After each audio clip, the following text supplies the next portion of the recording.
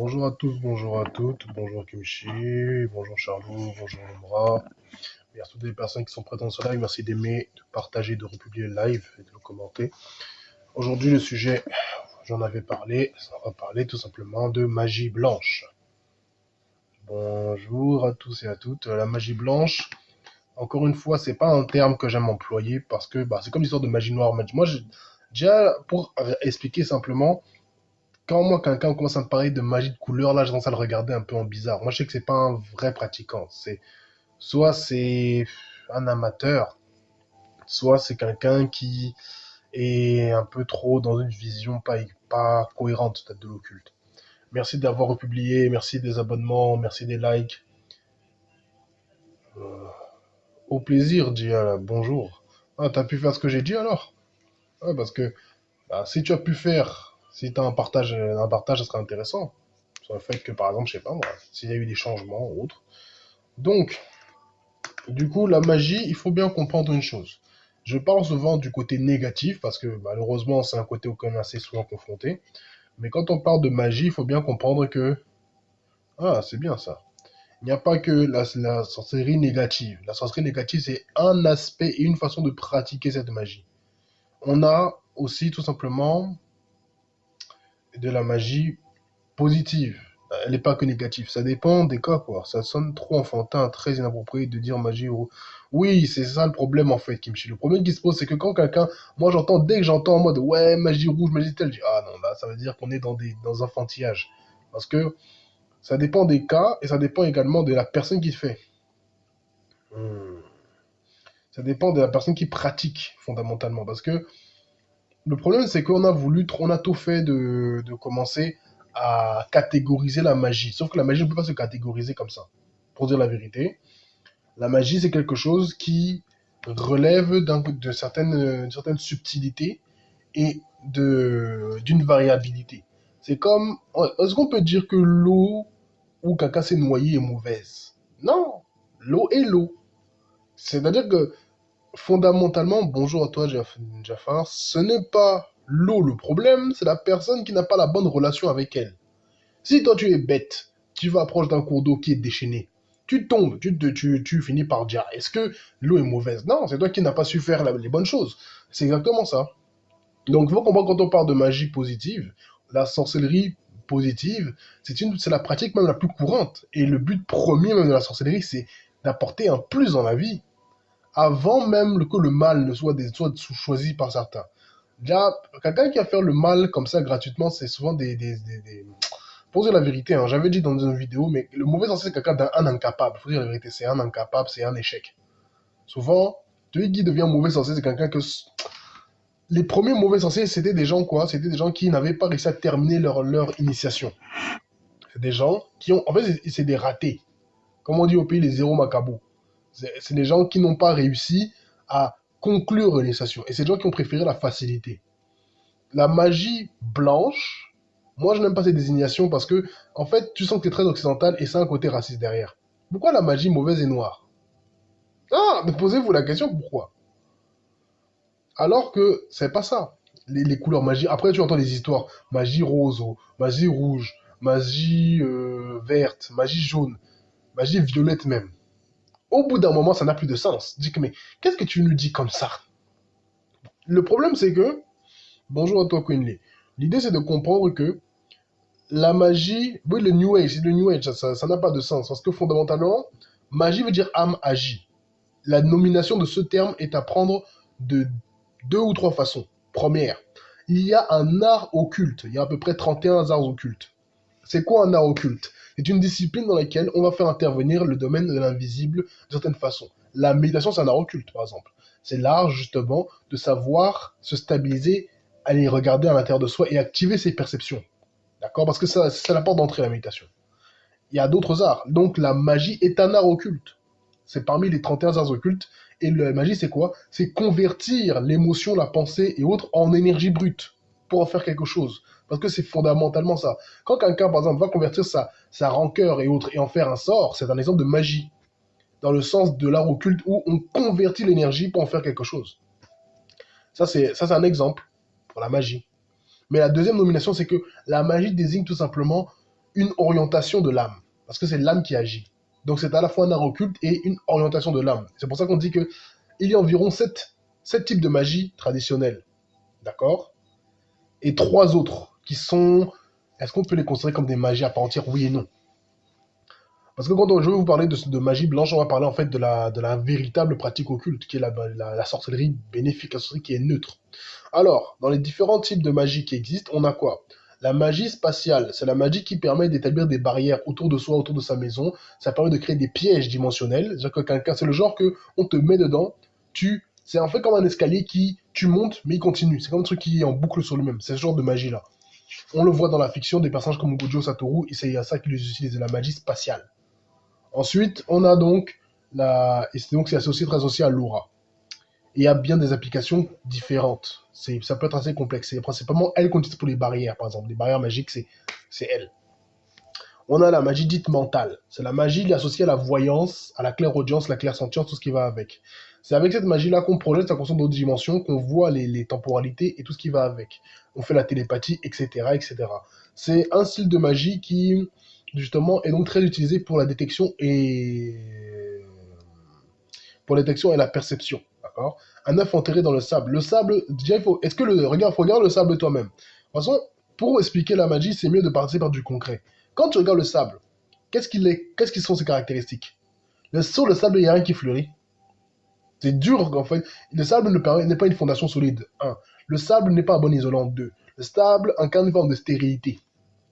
L'œuf, au contraire, c'est la croissance et la potentialité. Si on enterre un œuf dans le sable, c'est déjà pour te montrer que on veut bloquer le principe de croissance.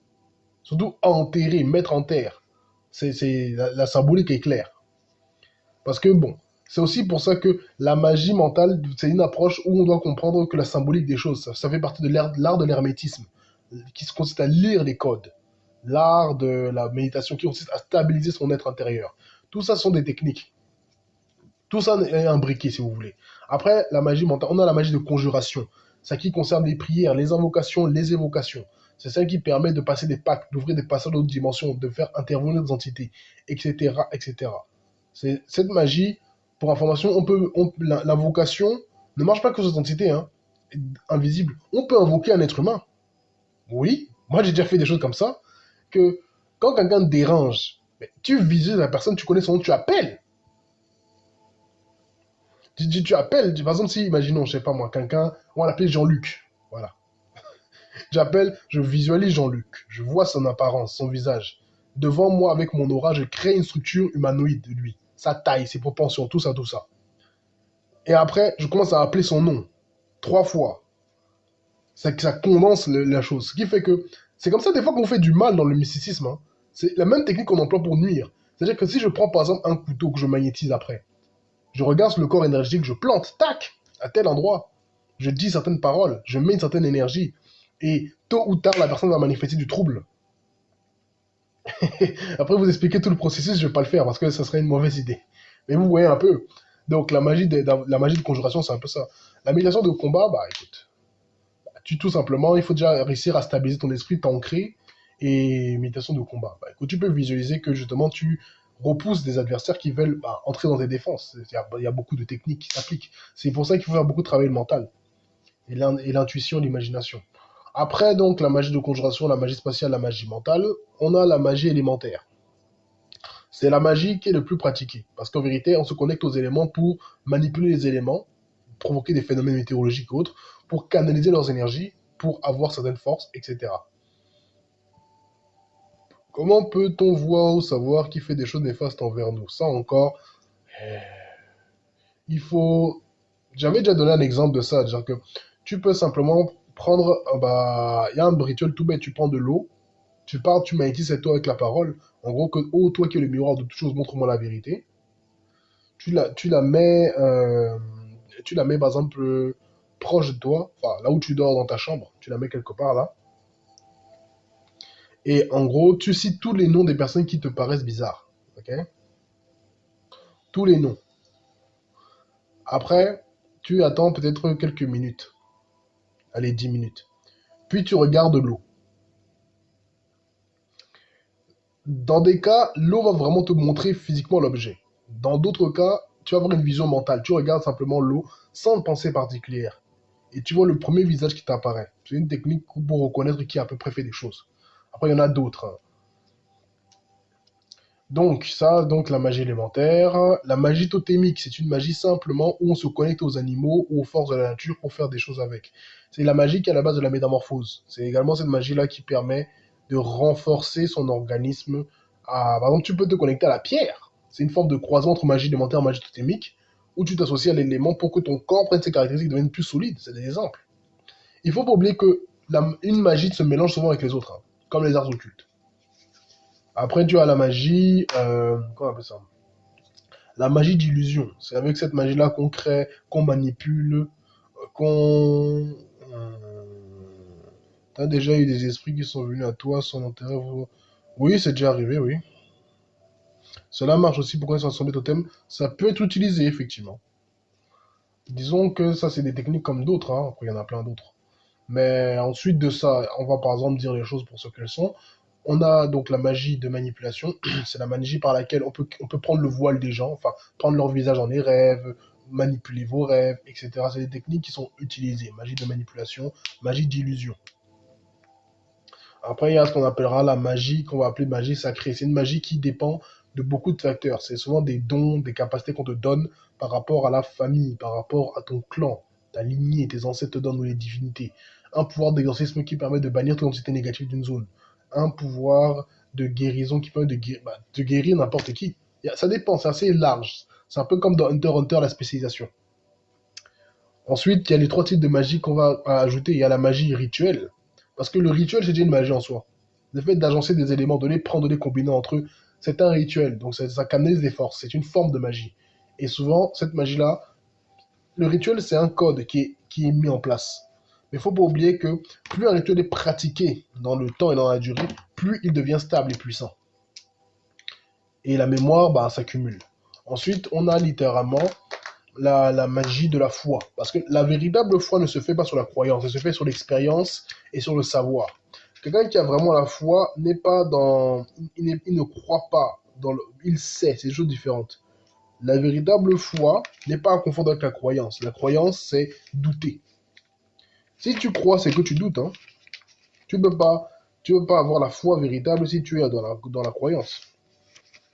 La véritable foi vient de l'expérimentation concrète. Ça vient d'une conviction profonde et sincère fondée sur l'expérience et l'expérimentation. C'est quelque chose qui diffère drastiquement de la croyance. Parce que justement, quelqu'un qui a réellement expérimenté quelque chose, tu ne peux pas le faire douter de ça, hein. Parce que celui qui est dans la croyance, tu peux le faire douter, mais pas celui qui a la véritable foi. Donc, la magie de la foi, c'est une magie un peu automatique qui s'active à partir du moment où tu as suffisamment confiance en quelqu'un ou en quelque chose. Merci à toi, J, pour le cadeau. C'est une magie qui s'active à partir du moment où tu as une conviction profonde dans ce que tu fais. C'est quelque chose à développer et à travailler.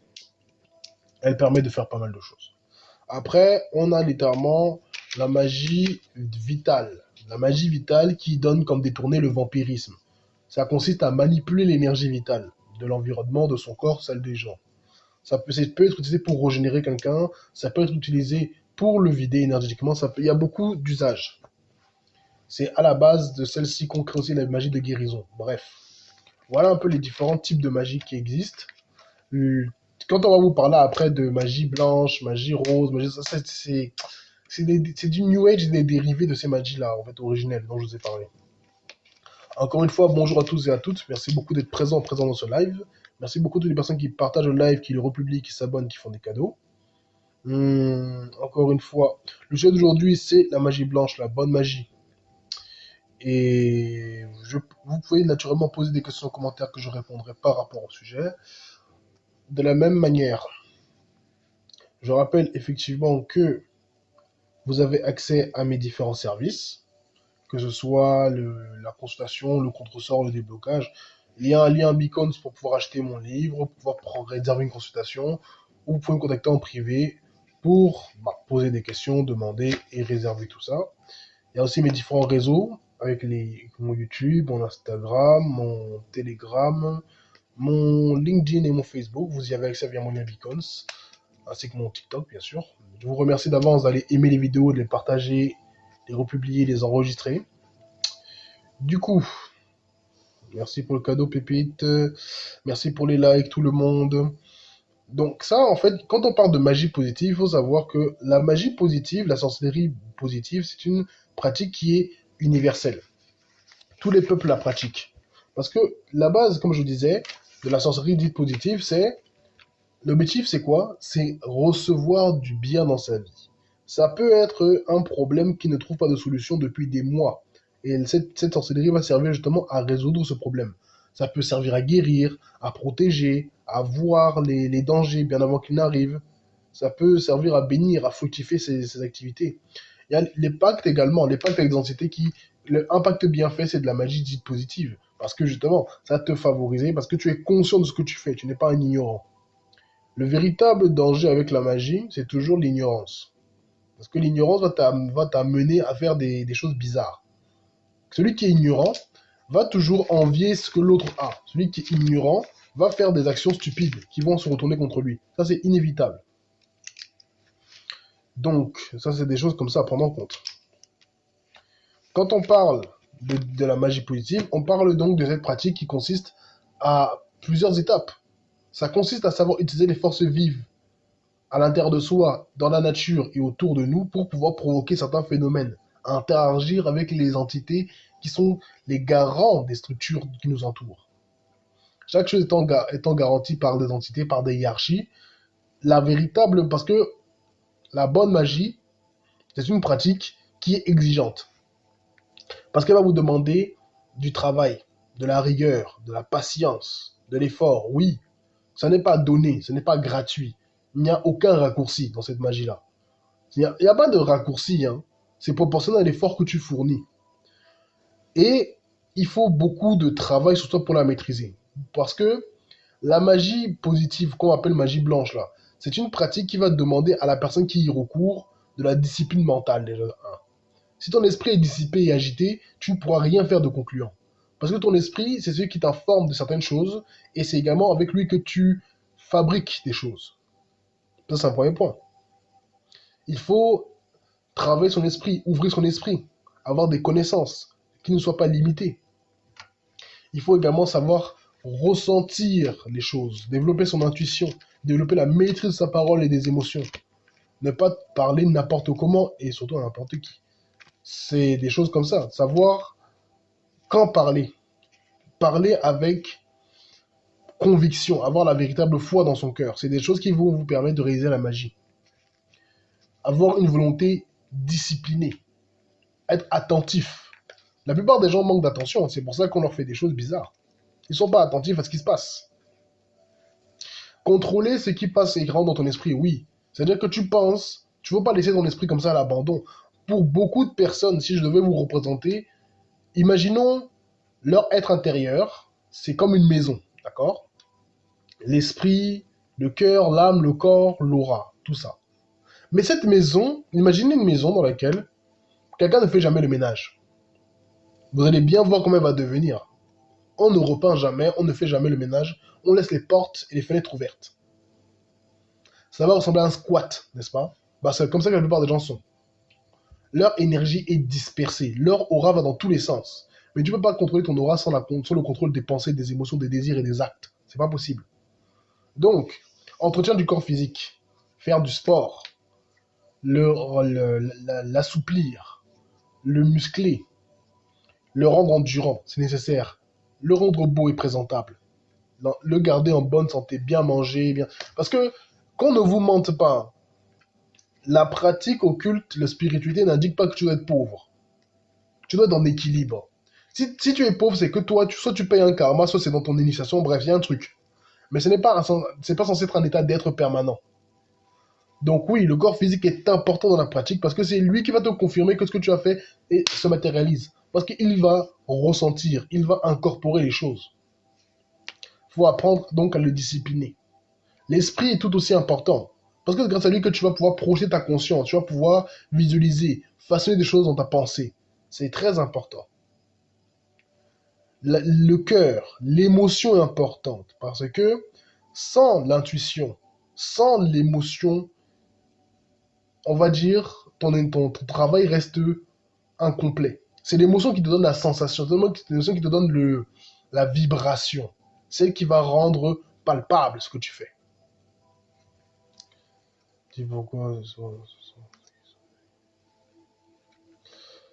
Ensuite, la volonté. Il faut développer sa volonté, son attention. Sentir quand il y a quelque chose qui est dans ton corps, autour de toi. Être attentif. Pouvoir se focus. C'est ça qui va vous ouvrir les bases. Après, il y a la maîtrise de l'aura, bien entendu. Très important de savoir ressentir le flux énergétique et le diriger. C'est le fondement même de la pratique occulte. Quand tu réunis ces 5 éléments, tu as la base. Puis après, il faut savoir utiliser son imagination de manière consciente. La plupart des êtres humains n'arrivent pas à utiliser leur imagination de manière consciente. Elle est passive. Ils se laissent aller à leurs fantasmes sans vraiment comprendre que là, ils ont le plan spirituel à portée de main. Leur partie à eux qu'ils peuvent utiliser volontairement. Encore une fois, merci d'aimer le live. Merci à tout le monde d'aimer le live. Merci à toutes les personnes de tapoter un maximum. Moi, j'ai jamais compris pourquoi c'est souvent ceux qui sont faibles dans le docu qui attaquent. En fait, ceux qui sont faibles dans le docu qui attaquent, ils savent pourquoi ils font ça. Merci à toi, Karma, d'aimer le live également. Merci à toutes les personnes qui aiment le live. Comprenez bien que souvent dans l'occulte, c'est celui qui t'attaque parce qu'il sait qu'il n'y aura pas de conséquences. Beaucoup de personnes attaquent parce qu'ils savent qu'il n'y aura pas de conséquences. Ils savent que, bon, je vais lui envoyer ça, elle ne va rien faire. Ou il ne va rien faire. C'est tout, hein. C'est pas forcément parce que la personne est élevée spirituellement, c'est parce qu'elle sait que tu n'es pas une menace. Tu vas aller prier. Ou tu vas dire, ah, c'est mon imagination. Il y a des gens, vous faites des rêves bizarres ici dehors. Il y en a des gens, j'en connais des gens comme ça. Le gars fait des rêves, on le poursuit, on le tape. Le matin, il est fatigué, courbaturé. Mais il dit, ah, j'ai fait un rêve bizarre, peut-être j'ai regardé un film. Ah. C'est ces mêmes personnes après, merci pour l'abonnement, c'est ces mêmes personnes après qui justement sont dans des problèmes. Quelqu'un souffre, mais parce qu'il fait tout pour souffrir. Il n'arrive pas du tout à réaliser que ses actions ont des conséquences négatives dans sa vie qui le bloquent après. Merci à toutes les personnes qui s'abonnent, merci également à toutes les personnes qui partagent le live, merci aux personnes qui aiment le live. Aimez-le, partagez-le lui un maximum pour qu'il soit vu et qu'il serve à beaucoup de personnes. Du coup, alors, la grande majorité des êtres humains ont ce problème-là.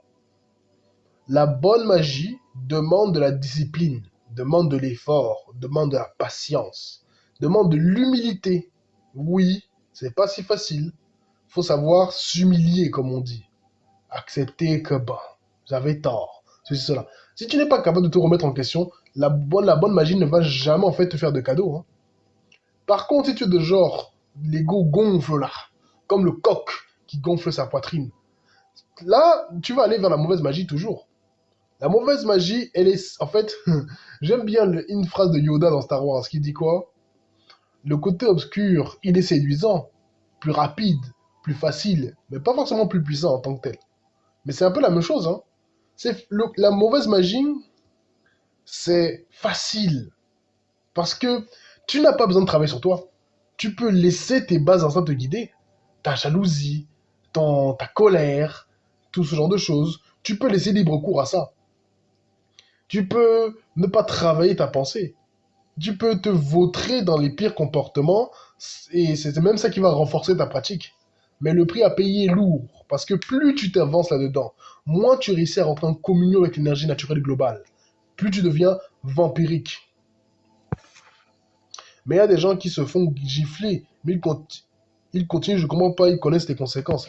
Tu sais, il y a aussi une question non seulement d'orgueil, mais aussi une question je pense parfois de bêtises sincères. Certaines personnes, ils connaissent les conséquences, mais ils continuent. Par orgueil, par désir de domination, par désir d'avoir raison. Parce que la mauvaise magie, par essence, elle est ainsi faite.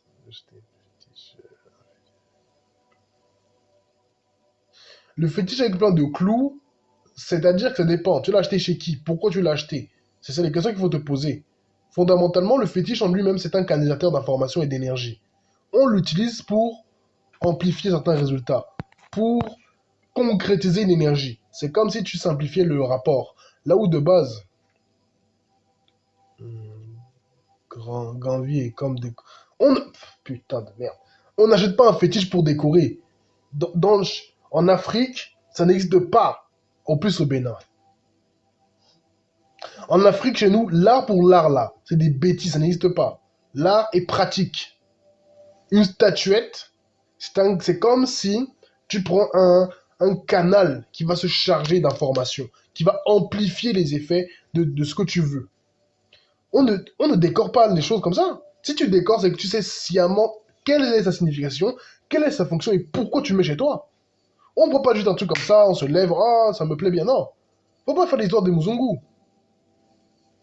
Bon, toi, je ne vois pas. J'ai des liens avec les esprits, d'après toi. J'ai des liens avec les esprits, dit que je suis sorcier. Qu'est-ce que tu entends par sorcier? Parce que vous, là, bah, si tu es déjà religieux, je sais très bien à quoi je dois m'attendre. Dans tous les cas. Parce que, bon, malheureusement, ça va me sortir des trucs ici, ça va me fatiguer. Moi, avant, j'avais de la déco Bouddha, mais j'avais demandé à Dieu de ne pas en vouloir. Quel rapport? Attends. Bouddha, il faut savoir que, alors, l'adoration, ce n'est pas ce que vous croyez, déjà le problème. Je suis déjà en train d'expliquer ce que je suis en train de faire. Faut écouter. Le divin, dans son absolu, ne vous regarde pas à chaque instant. Ce n'est pas un personnage là qui vous regarde, non. C'est une force. C'est-à-dire que c'est une force. Et toi, tu fais des sacrifices. Et donc, ce qui veut dire que Bouddha est un exemple, dans la mesure où il tient la posture du calme. Le Bouddha enseigne quoi? Le Bouddha enseigne la maîtrise de soi. C'est un prophète. C'est un prophète. Gautama Siddhartha était un grand prophète. Attention. Il a enseigné la discipline qui permet de maîtriser son monde intérieur, qui permet de clarifier le chaos interne. Par conséquent, il était un exemple, il faut le dire. Un exemple de maîtrise. Un exemple d'éveil et de compréhension. En somme, la statuette de Bouddha représente que tu veux amener chez toi la même énergie. Et c'est aussi un rappel constant. Quand tu vois sa statuette, après, bon, c'est-à-dire que si vous êtes religieux, vous allez avoir un certain paradigme de pensée. De ce fait, certaines choses que je vais dire ici, vous n'allez pas pouvoir les comprendre, malheureusement. Il faut un minimum d'expérience et un minimum d'ouverture pour comprendre ce que je veux dire. Parce que malheureusement, la religion ne vous apprend pas à penser. Elle vous apprend à croire. Et surtout à avoir peur. Encore une fois, merci d'aimer le live et de le partager. Merci à toi, Lumra, toujours d'être présente. Et merci d'avoir bloqué les gens nuisibles. Alors, il faut savoir que la pratique occulte, donc, est présente un peu partout. Sur la Terre, à toutes les époques.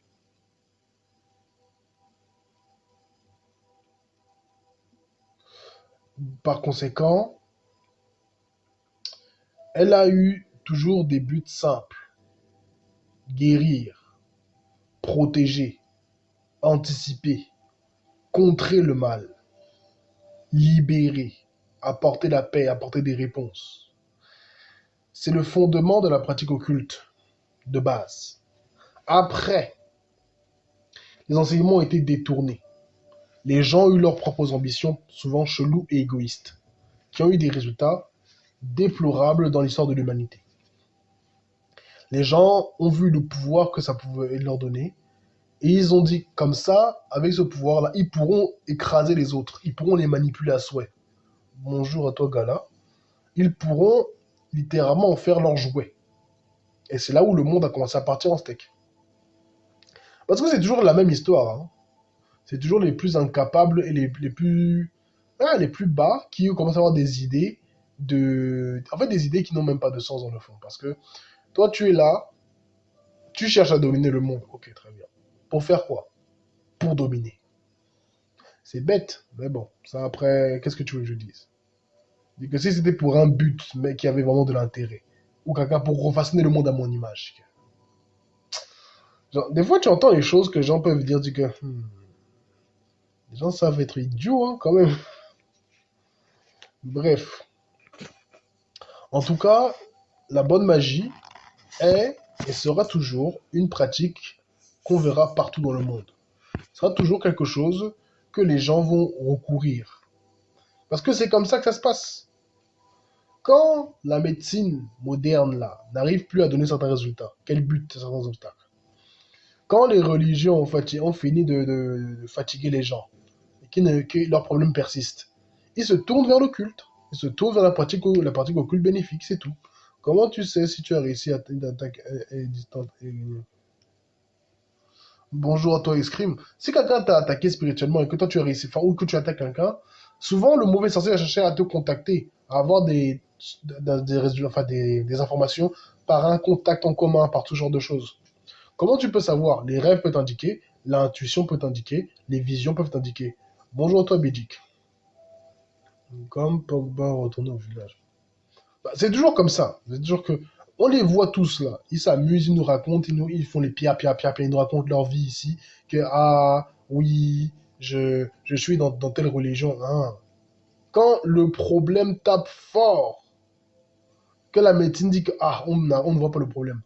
Que à l'église ou la mosquée, les gens te disent que, ah, on ne réussit pas à t'aider. Là, on sait très bien où ils vont aller. Ils vont aller voir les traditions. C'est-à-dire que c'est ça le paradoxe. C'est que vous nous insultez tous les jours. Mais quand le problème vous dose ici, c'est de vous venez voir. Quelle hypocrisie. Bref. Le fait est de comprendre que, qu'on va appeler la magie blanche, elle se décompose en plusieurs éléments. Un, le but premier, la protection. Quand on fait cette magie, le but c'est de se protéger. Protéger son corps, son esprit, ne pas qu'il des choses rentrent n'importe comment, ses émotions, ses désirs, son aura, sa santé, et, ainsi que tout simplement sa vie en général, ses proches, son foyer, son activité professionnelle, tout ça. Donc l'un des buts premiers, c'est la protection. Un autre but, c'est la dissimulation. Parce que c'est bien de se protéger, mais c'est aussi bien de se dissimuler pour qu'on ne puisse pas te détecter. Quand tu es conscient, quand tu fais certaines choses, on ne peut pas utiliser ton visage pour, en gros, faire des pratiques occultes négatives. Parce qu'il y a des mauvais sorciers, leur spécialité, c'est de prendre le visage des gens pour souvent créer du conflit de les années, hein, le prendre et aller là-bas. Aller commencer à attaquer des gens en se faisant passer pour une certaine personne. La dissimulation fait que déjà on ne te voit pas et ça empêche ça. Ça empêche qu'on puisse littéralement prendre ton visage, prendre tes traits pour pouvoir faire du mal avec. Donc la dissimulation, c'est un des points clés. Dissimuler, ne pas donner accès, protéger, ça fait partie des bases. Ensuite, il y a la détection. Pouvoir sentir, détecter, surveiller les menaces. Que quand quelqu'un fait déjà des choses, tu sens. C'est pas si dur que ça, c'est une pratique, ça se fait. Hein. Quand tu connais comment on fait ça, ça va.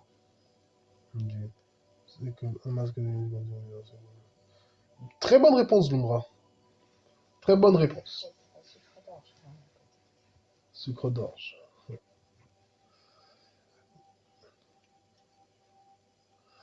Le fait est que dans la vie de tous les jours, la dissimulation, c'est malgré tout, c'est nécessaire. Donc il y a la protection, il y a la dissimulation, il y a la détection. Le but, c'est de pouvoir détecter les menaces avant qu'elles ne se manifestent, de voir ce qui se passe dans l'invisible. Ensuite de ça, nous avons quoi d'autre? Nous avons la purification. Nous vivons dans un monde où on est amené à faire des choses pas toujours bien. D'accord? On peut voler, on peut mentir, on peut... En fait, on peut aussi côtoyer des personnes qui ne sont pas bonnes pour nous. La purification doit être régulière et constante. Se décharger des énergies karmiques, se décharger des énergies résiduelles qui nous entourent. On peut être amené à faire beaucoup de trucs. On peut, en fait, c'est-à-dire qu'on peut aussi être amené à traîner dans de mauvais endroits, sans forcément savoir. Voilà pourquoi la purification est aussi capitale. Parce que quelqu'un qui ne se purifie jamais, c'est quelqu'un comme si il ne se lave pas. Quelqu'un qui ne se lave pas va commencer à tirer les moustiques, il va commencer à tirer les mouches. Il va sentir mauvais. Donc la maladie va commencer à vouloir l'attraper. C'est la même chose. À partir du moment où tu ne te purifies pas, tu ouvres la porte à tous les parasites, toutes les entités négatives, même au mauvais, ça rentre beaucoup plus facilement. Tu ne te protèges pas. Pareil, l'Umbra t'a répondu, sucre d'orge. Dire que La plupart des gens doivent comprendre que la purification est capitale. Bonjour à toi, Hank. La plupart des gens ignorent que se protéger, se dissimuler, se purifier, ça fait partie des réflexes quotidiens à avoir. La détection. Faire des scans réguliers de soi, de ses proches, de sa maison, de son activité, pour s'assurer qu'il n'y ait pas de problème. Ça fait partie aussi des choses à faire constamment. Il y a aussi le fait de s'entourer d'énergie positive, de se mettre en adéquation avec les forces favorables, de les mettre autour de soi, de faire converger le bien vers soi, d'ouvrir, en fait, de constamment faire en sorte de élever sa fréquence, constamment chercher à, à augmenter sa puissance spirituelle, constamment aussi faire détourner le mal de soi, demander la guidance et le soutien des forces. C'est-à-dire que ça fait partie des fondements. Chercher aussi l'équilibre. C'est-à-dire que pour répondre simplement, les utilisations pratiques de la bonne magie, on va dire magie blanche là, c'est quoi? Un, protection.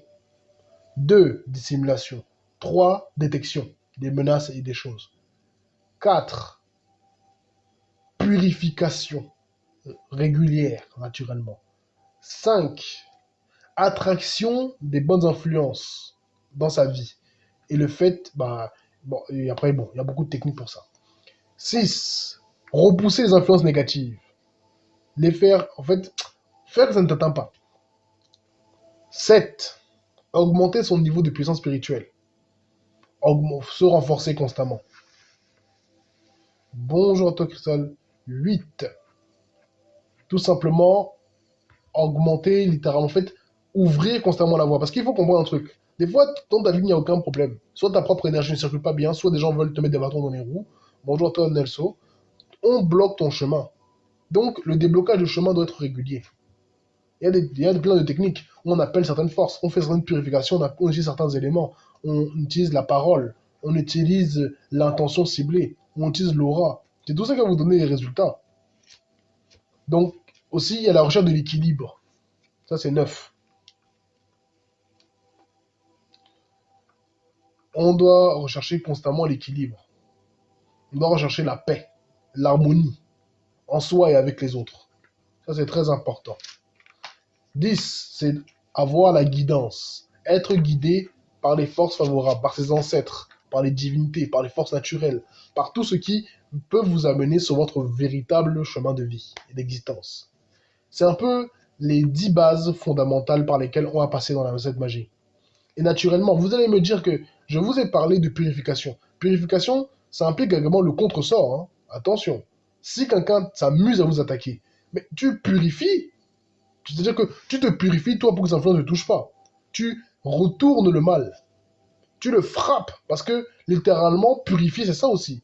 Purifier, c'est purger le mal, naturellement. On ne peut pas laisser quelqu'un s'amuser et faire n'importe quoi.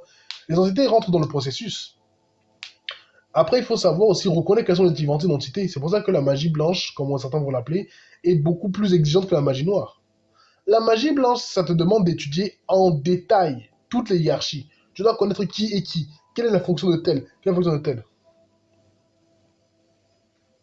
À partir déjà de la preuve que tu as besoin, c'est ton intuition, tes rêves, et un minimum, si tu es droit dans tes bottes, tu devrais pouvoir identifier qui te dérange.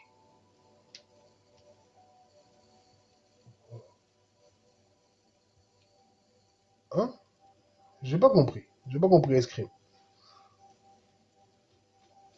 Si on vous critique, euh, comment ça? Tu parles des gens nuisibles, je sais pas. Alors que tu sais qui. Bah, je peux savoir qui me dérange, bien sûr. Il y a quand même des choses. Il y a quand même des techniques qui permettent ça. Il y a des techniques de voyance aussi qu'on peut appliquer. Les personnes qui te critiquent constamment dans ton dos, ça, c'est des exemples de gens nuisibles. Si tu blagues avec eux, tu vas vite te rendre compte que la calomnie, ce n'est pas bon. Faut savoir ça. Quelqu'un qui te critique à longueur de temps, c'est. On ne vous a pas appris ça à l'école, mais insulter quelqu'un, parler mal de lui, c'est envoyer un mauvais sort déjà. Tu charges une attention négative sur lui. Résultat, si la personne n'est pas solide énergétiquement, ça va la faire baisser en fréquence, ça peut ouvrir des brèches chez elle. Les gens qui mal parlent des autres là, eux-mêmes ne vibrent pas très haut. C'est des vampires énergétiques qui vont chercher l'attention, ils vont chercher ceci, cela. Et donc, Ce qui se passe que quand on parle mal sur une personne, on lui envoie des énergies négatives, ça crée une charge négative autour d'elle, ça crée ce qu'on va appeler le mauvais œil. Si elle ne sait pas se purifier, se protéger ou autre, ça rend tout de suite que le truc passe. Et après, la voilà dans les problèmes. La voilà en difficulté. Parce que ce sont des bases, hein, ce que je vous raconte ici. Si on a 10 pratiques de base, on a naturellement un ensemble de mises en application qui vont différer. Des fois, on vous dire que pour te purifier, pour contrer ceci, pour te protéger, tu vas avoir besoin de certaines plantes, d'un certain encens. Tu vas devoir faire un certain nombre de jeûnes, un certain nombre d'abstinences, un certain nombre de ceci, un certain nombre de cela, certains interdits à respecter. Tu vas devoir appeler telle force à tes côtés. C'est des pratiques qui font la différence parce que justement, celui qui ne fait pas ça, bah, il s'expose après à ce que les énergies négatives l'atteignent. Le fait est que, justement, quelqu'un qui est conscient de tout ça est capable aussi bien de faire le bien que le mal. Il faut savoir ça. Ça va? Quelqu'un qui est conscient de l'occulte peut aussi bien vous faire du bien que faire du mal. Si tu déranges, si tu es nuisible, mais on peut te frapper. Faut pas blaguer. Parce que, justement, l'erreur, c'est de croire que quelqu'un qui n'est que dans le bien ne va faire que ça. Mais le bien peut aussi faire mal. Hein. Ce qu'on appelle la magie blanche est neutre. Elle est favorable, enfin, davantage positive. Mais elle peut très bien causer du tort à celui qui dérange. Par contre, elle a des règles. Tu ne peux pas attaquer quelqu'un s'il ne t'a rien fait. Tu ne peux pas te défouler sur les gens. Non, non, non. Par contre, si tu es dans la mauvaise magie, bah, là, c'est différent. Pour que l'attaque passe, tu auras besoin de justification. Mais, justement, quand tu as ces justifications, tu peux attaquer la personne. Les gens vont se faire avoir parce que ils négligent le potentiel de nuisance de l'humain. La plupart d'entre vous, vous négligez à quel point les gens peuvent être nuisibles. À quel point, toi tu te dis que mais je n'ai rien fait à la personne, je ne lui dois rien, mais elle, dans sa tête, c'est pas comme ça qu'elle voit les choses. Euh,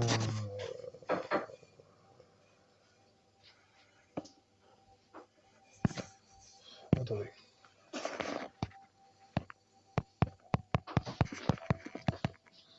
Attendez, rapidement.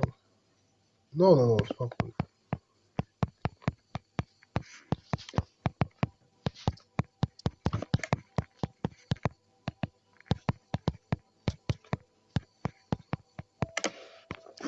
Ça c'est fait. Donc, tu peux savoir juste avec le regard si la personne a un gros niveau occulte ou on joue pas avec tous. Bonjour, bonjour à toi Sacha. Encore une fois, bonjour à tous et à toutes. Merci beaucoup à toutes les personnes qui aiment le live, qui le partagent ou publient, s'abonnent et font des cadeaux. Euh, Sachez une chose donc.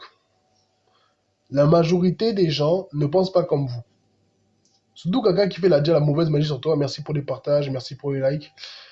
C'est quelqu'un qui littéralement a une vision différente de toi. Toi, tu es gentil avec lui, mais il se dit dans sa tête, cette personne est arrogante.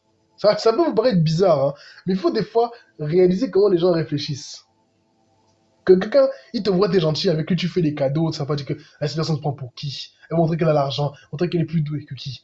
C'est là que comme ça, quelqu'un te lance un mauvais sort. Tu dis, mais je l'ai même aidé. C'est pour ça qu'on dit, c'est le chien que tu sors du trou qui te mord. C'est la même chose. Il y a des gens, vous réalisez pas à quel point leur esprit est autre. Que toi, tu es là comme ça, tu veux lui faire du bien, tu dis, oh, je vois qu'il galère, je vais l'aider. Le mauvais sorcier, lui, il faut comprendre un truc. Hein. Très souvent, il est en déséquilibre, d'une manière ou d'une autre. Soit trop dans la matière, soit trop dans l'invisible. Mais dans tous les cas, ce qui se passe, c'est quoi? Tu vas l'aider. La personne dit, oh, telle personne, je vois qu'il a des difficultés financières. Lui ne se dit pas, oh, la personne là m'a aidé, elle a bon cœur. Non, non, non, non, non. Il y a plusieurs réflexions possibles. Soit il se dit, cette personne est bête. Hein. Qui lui a dit que j'avais besoin d'aide? Ah, bah. Deuxième type de réflexion. Cette personne me prend pour un pauvre. Pourtant, tu la vois, elle galère. Hein. Mais la personne peut te dire que tu la... Quoi on appelle ça? Tu la méprises. Et c'est là où la mauvaise sorcerie commence. Ah, vous blaguez, hein? faut, faut réaliser à quel point les gens peuvent être touchés dans leur esprit. On va dire, je fais de la sorcellerie, oui. Après, moi, c'est principalement pour aider, protéger. Je sais pas, moi, mon truc, c'est pas forcément nuire. Mais je sais très bien comment ceux qui nuisent réfléchissent. Bonjour, Tamogi. Les gars, là, ils ont une vision du monde qui est altérée. Tu te dis, mais comment un être humain normal peut penser comme ça? Mais t'inquiète pas. Quelqu'un, en fait, il faut comprendre que c'est une mentalité bizarre. Quelqu'un va te demander, mais quand tu veux lui donner, comment expliquer? Il n'y a pas que, il y a la satisfaction d'avoir reçu, mais il veut plus. Il veut te détruire. Certaines personnes, ils vont avoir la jalousie. Voilà pourquoi chez nous, on peut dire que la mauvaise sorcellerie commence toujours par la jalousie. C'est la jalousie qui donne tous les problèmes sur cette terre. C'est là où, quand quelqu'un commence à envier ce que tu possèdes, le travail, le couple, les capacités, peut-être subtiles, etc., les finances, la santé, c'est là où la mauvaise sorcellerie commence. J'ai appris un truc. Moi, je vous dis, je ne donne jamais les pièces. Au nom, avant, je faisais, hein. Mais après, j'ai commencé à bien observer les mendiants. J'ai commencé à réfléchir. Et j'ai eu l'occasion d'écouter certains pratiquants. Et j'ai compris, effectivement, que le mieux, c'est de ne pas donner. Pardon. Le mieux que tu puisses faire, c'est de donner de la nourriture. Que tu magnétises avant avec de l'intention. Parce que, tu ne sais pas, tous les mendiants ne sont pas des simples mendiants, hein.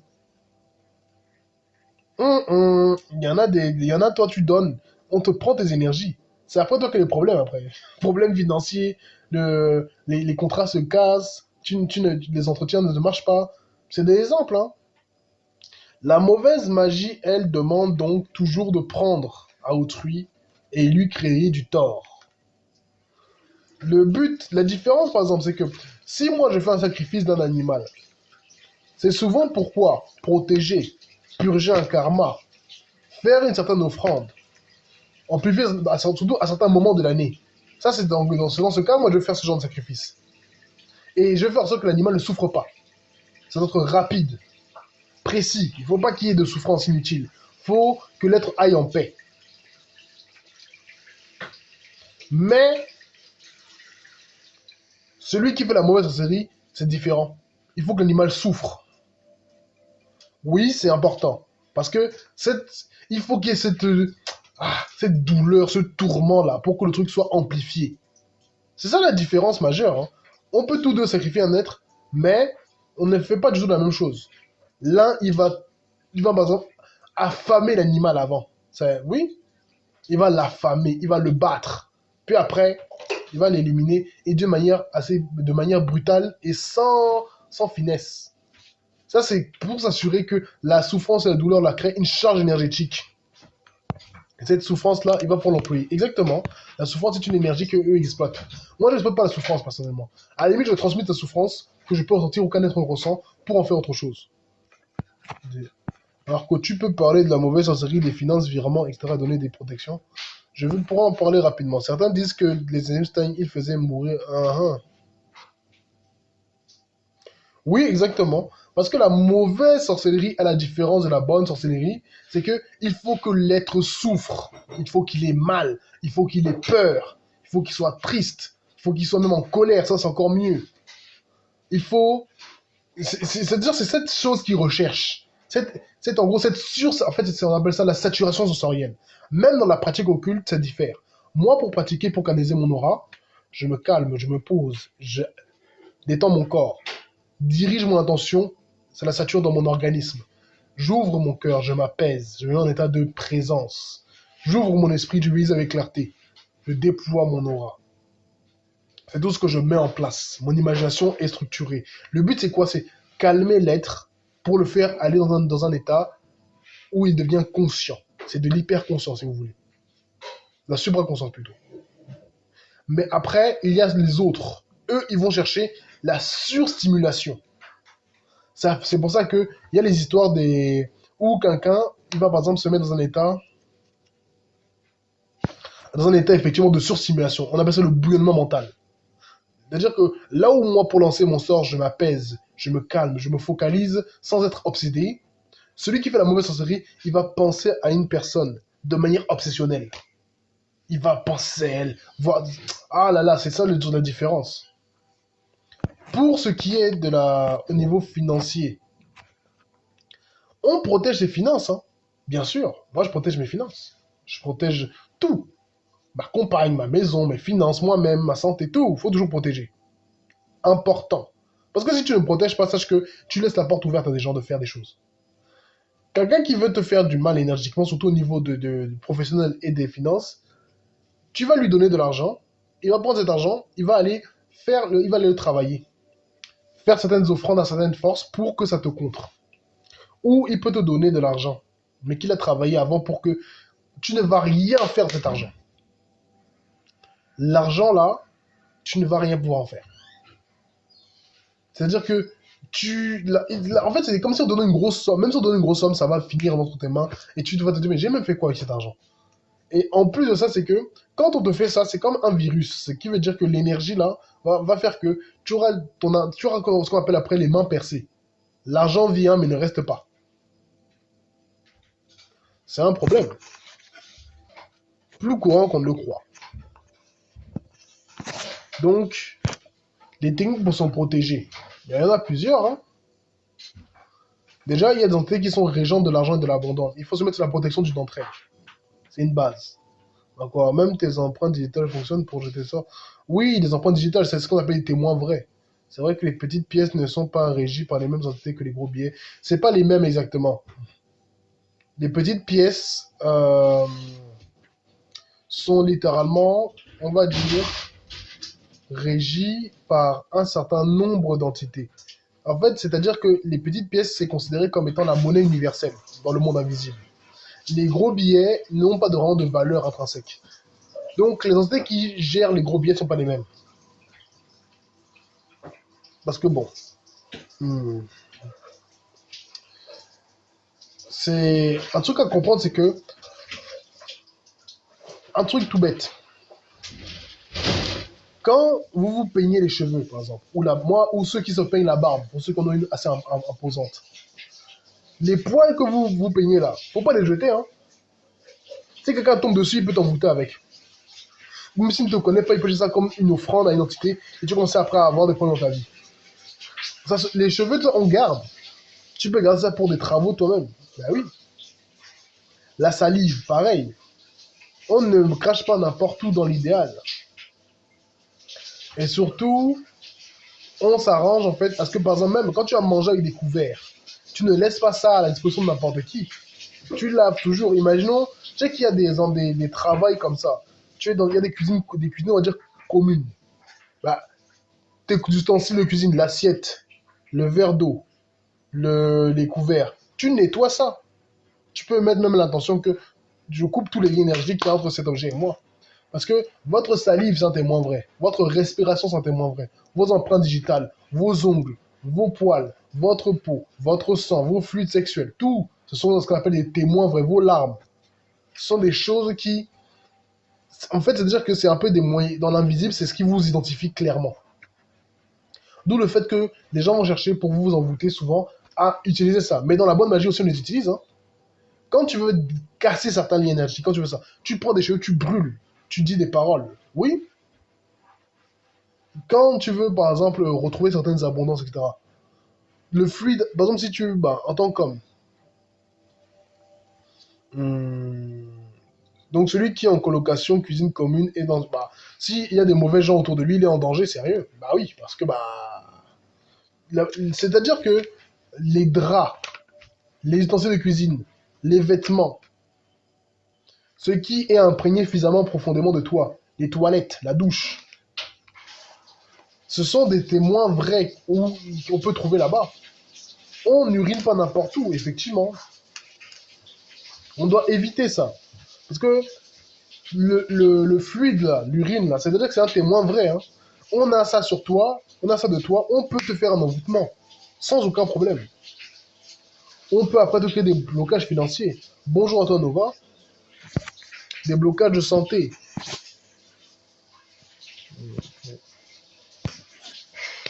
Tout ça, ce sont ce qu'on appelle des techniques. Dans la bonne sorcellerie, il faut savoir qu'on préserve toujours nos témoins vrais. On évite de les laisser n'importe où. On les utilise pour des pratiques. Il y a des fois, tu as des situations compliquées. où justement tu ne trouves pas de solution, si tu as du sang de toi, bah, tu donnes. Parce que le sang, c'est un amplificateur, c'est un démultiplicateur énergétique. Tu peux donner une goutte pour dire que tu fais offrande de ta chair et de ton sang, pour dire que oui, justement, je suis dans une situation qui me bloque, je désire que celle-ci soit résolue, tout simplement. Tu donnes. Ça ne se fait pas tout le temps, bien entendu. Quand la situation va atteindre un certain niveau, c'est extrême. Là, bah, tu fais le genre d'offrande et ça passe. Comment se protéger si on est en colocation ou si on va voir un ami dans un hôtel? Tout ce que tu vas toucher, tu vas toujours mettre une intention derrière. Tout objet, tout ce que tu vas faire, tu as une intention, tu te parles à l'intérieur de toi. Il faut se dire que tout ce que tu vas vibrer, le cosmos va l'enregistrer et va s'y accorder. D'accord? D'où le fait que, même quand moi je veux par exemple serrer la main à quelqu'un, avant de serrer la main, mon aura je l'entoure, je mets une protection autour. Je mets l'intention de dire que mon énergie est protégée. Que toute tentative de me prélever ou de mettre des mauvaises énergies soit renvoyée et applique un retour sévère sur la personne. C'est un peu des dingues comme ça qu'on utilise pour se protéger, parce que tu ne sais pas quelle soit l'intention de n'importe qui. Après, il faut être vigilant, oui, mais pas paranoïaque. Il faut aussi faire preuve d'intuition. Faut... On est toujours, en fait, faut pas non plus vivre constamment ceux qui vivent, toujours en mode, tu regardes dans ta gauche. Mais faut vivre dans un état d'esprit de conscience où tu sais très bien que la plupart des gens ne sont pas animés de bonnes intentions. D'accord? La plupart des gens peuvent recourir à tel ou tel moyen pour te nuire. C'est aussi pour ça qu'on doit protéger ce qu'elle nous. Oui, c'est vrai, ma grand-mère disait que notre corps a des portes d'entrée et qu'il faut les fermer. Oui, effectivement, une technique qui parle de se protéger de certains envoûtements, c'est quoi? Non, mais écoute, effectivement, tu peux dire je vous rends parano, mais je vous dis juste les vérités. Hein. Après, chacun est libre de vivre comme les chakras, ces points de crispation énergétique et de rotation. Les entrées du corps humain sont simples. Les oreilles, les yeux, le nez, la bouche, les orifices anaux, sexuels, la paume des mains, la paume des pieds, la fontanelle, sommet du crâne, le nombril. C'est ça les principaux, et aussi au milieu des omoplates là, qu'on appelle la porte des esprits. Ce sont plein d'ouvertures dans le corps humain. Il y a des techniques comme ça que avant d'aller dans un endroit où tu sais qu'il n'y a pas vraiment que des bonnes personnes, tu peux simplement, tu te concentres et tu parles. Tu dis simplement que je ferme mes yeux pour que rien de ce qui est mauvais ne puisse y rentrer. Je ferme mes oreilles pour que rien de ce que j'entends ne puisse ainsi me perturber. Je ferme mes narines pour que, rien que je sente ne puisse me perturber, etc., etc., etc. Tu fermes chaque porte. Parce que ce sont les portes du corps humain, ça.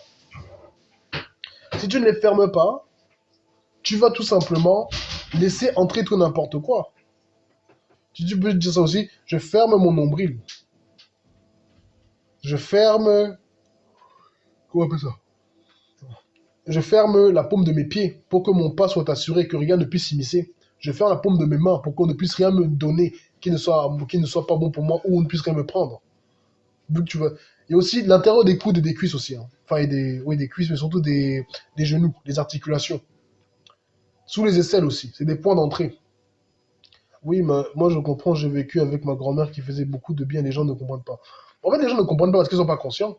Quand tu es conscient, tu sais très bien que tu dois te protéger. Et si on fait du Airbnb, qu'on n'est pas dans son logement, comment tu protèges, tu vas y revivre. Mais en gros, avant même de partir, tu vois, quand tu loues un truc pour Airbnb, tu dois le protéger. Tu dois littéralement placer des gardiens. Imaginons, tu vis dans un endroit, c'est au bord de mer. Tu vas régulièrement pendant une semaine, un mois. Tu donnes des offrandes. Tu donnes des petites pièces rouges à l'eau. Tu dis à vous, esprit de l'eau, soyez-moi favorable. Les entités, quelles qu'elles soient, reconnaissent les offrandes et reconnaissent l'intention que tu leur donnes. Et par conséquent, elles vont être favorables. Elles se disent que, ah, tel nous fait les offrandes, tel nous reconnaît. Donc, ils vont t'aider. Après, par exemple, quand tu fais ça sur une semaine, un mois c'est mieux. Puis, tu les appelles. Tu veux prendre un bol d'eau. Tu te trouves au milieu je sais pas, de ton salon, de la pièce un peu de vie, quoi. Et tu appelles à vous, esprit des eaux, à vous, esprit à qui j'ai donné, à vous, Je vous appelle esprit des eaux. Je vous appelle Kimchi, tu déboules. Quand on parle d'esprit des eaux, là, tu apparais. Intéressant. Tu appelles les esprits des eaux parce que, en gros, tu dis, je vous ai donné des offrandes, je vous ai donné du temps, je vous ai donné de l'attention. Répondez-moi, accordez-moi la protection. Accordez la protection à mon domicile. Que des gens vont venir. Que rien de ce qu'ils viennent avec énergie ne puisse se fixer dans mon domicile. Que tout coule comme de l'eau. D'accord? Parce que c'est ça la propriété de l'eau. Faire couler les choses. Après, tu prends le bol d'eau. Tu vas dans la maison. Tu prends un peu d'eau, tu fais ça. Tu envoies au niveau de chaque coin. Les coins en haut, en bas. Parce que c'est là où l'énergie se crispe. Tu rigoles, mais c'est la vérité. Hein. Genre d'esprit des eaux, je te vois après. Intéressant. Donc tu apprends ça. Tu mets dans les coins. Tu mets dans tous les endroits de la maison. C'est-à-dire que c'est des techniques de protection qui vont permettre que quelqu'un ne puisse pas faire n'importe quoi. Parce que même si tu n'es pas là, les êtres avec qui tu as fait cette alliance, ils vont naturellement se dire que, oh, tel nous a appelé pour faire ça, on va faire ça pour lui parce qu'on l'aime bien, parce qu'il nous donne des choses souvent. Il faut savoir que c'est quasiment comme ça. Hein. Tu ne donnes pas, on ne te donne pas. Hein. Les entités sont comme ça. Et après, tu peux avoir des affinités particulières avec des entités, avec des forces elles vont t'aider, mais tôt ou tard, elles vont te dire que, bon, écoute, on t'aide, hein, on est sympa, mais pense un peu à nous. Tu peux faire une offrande de nourriture. Tu peux... Il y a toujours un petit truc que tu peux faire. C'est littéralement c'est un peu comme ça en fait qu'on se préserve et qu'on s'attire les faveurs.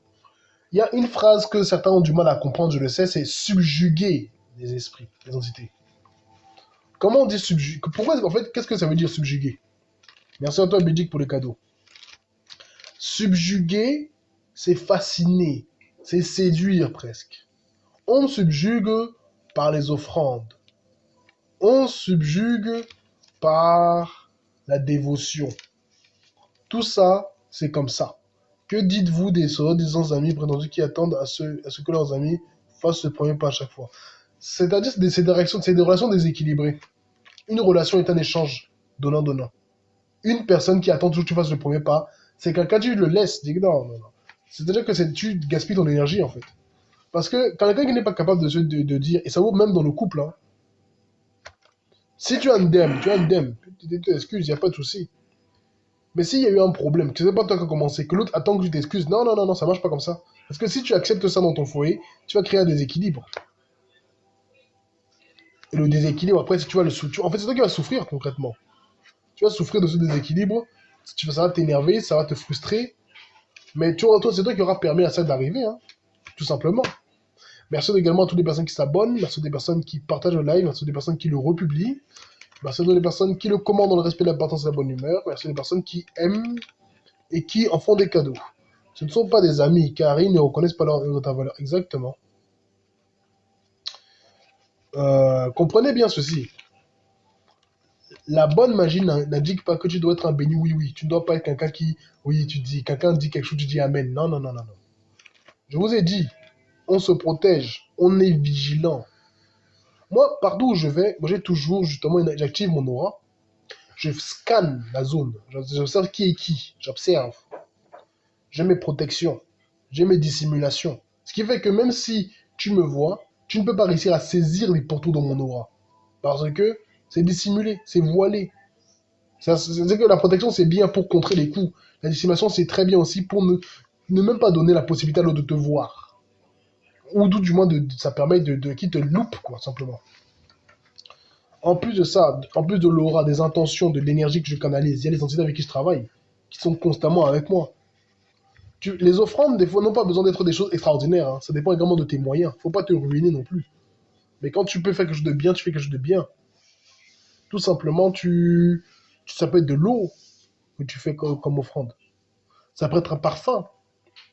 Privilégier les choses naturelles. C'est ce que les entités aiment bien. Après, si vous êtes avec des deals avec des entités négatives, c'est vous qui voyez. Hein. Les entités qui sont bizarres là, je l'expliquais dans ma formation, avec ceux qui sont inscrits. Mais je vais l'expliquer aussi ici. Il n'y a qu'un seul type d'entité qui veut posséder les humains et qui veut les vampiriser. Quand tu auras des offrandes, des entités partent ou t'harcèlent. En fait, si tu n'as pas de pacte avec elles, elles vont pas t'harceler, etc. Elles vont te demander, mais c'est comment? Pourquoi tu ne donnes plus d'offrandes? Parce que l'offrande, c'est quoi? C'est que tu donnes une énergie pour qu'elle aussi donne une énergie à toi. C'est un échange équivalent. Si tu ne donnes plus, bah, on va dire, ok, la transaction s'arrête. Résultat, bon, après, ça dépend de ta relation. Quand tu as une relation profonde et soutenue, elle ne veut pas demander aux enfants tous les jours. Elle en demande de temps en temps. Surtout aussi quand tu fais certaines demandes, quand tu as besoin de leur aide. Mais elles vont toujours répondre. C'est surtout pour toi, en fait. Et quand on parle des entités, il faut savoir que les entités négatives, c'est les entités du bas astral, la fausse. On a les élémentaux, on a les spectres, on a les... Comment on appelle ça? Les larves, les lémures. Les mauvais sorciers sont aussi impliqués. Tout ça, ce sont des êtres qui ont besoin de l'être humain pour le vampiriser, pour le tourmenter, parce que c'est cette énergie qu'ils utilisent. Les autres entités, soit les divinités, les entités angéliques, les êtres élémentaires, les... Comment on appelle ça déjà? Les entités démoniaques ou ancestrales, n'ont pas intérêt ni à vous posséder, ni à vous tourmenter. Elles sont des principes actifs et éternels, qui ont chacune leur mission, leurs travaux. Merci, hein, prophète de Bakouk. Habakkuk. Il faut comprendre que fondamentalement, les êtres qui ont besoin de l'être humain pour se nourrir sont surtout des entités spirituelles. Parce que c'est nous qui les créons et les donnons force. Et les entités vampiriques de la fosse, du bas astral. Elles, effectivement, elles vont chercher à posséder les êtres humains. Elles vont chercher à les vampiriser, à les tourmenter. Mais les êtres spirituels ne vont pas chercher forcément à vous tourmenter, ils vont chercher à ce que vous les nourrissiez. Si un être est né d'une émotion, il va vouloir que vous soyez consciemment dans cette émotion, vous la générez le plus possible, c'est ça qu'il va le nourrir. C'est tout simplement ça. Hein. Comprenez bien que le monde est un principe d'échange équivalent. C'est un principe de loi qui s'intercroise. Vous voulez quelque chose, tu te donnes quelque chose. On n'a rien gratuitement. Il faut savoir ça. Et bon, je sais que normalement, il n'y a pas de religieux là, mais même pour les religieux, soi-disant, leur divinité là, leur donne tout sans qu'ils n'aient rien à faire. C'est faux. On te demande de donner ta vie. Déjà, est-ce que tu lui donnes ton âme? C'est ça, c'est le paradoxe, hein. Quel enfant faut-il faire à l'entrée de l'eau? Les enfants Bonjour à toi, Cécile. Tu peux donner des fleurs, tu peux donner des pièces, tu peux donner des gâteaux, des trucs sucrés, des jus de fruits. C'est très apprécié pour les entités de l'eau. Et c'est un peu pareil pour les esprits les esprits de la terre, ils vont beaucoup plus privilégier les offrandes en solide. Le riz, la viande, des trucs.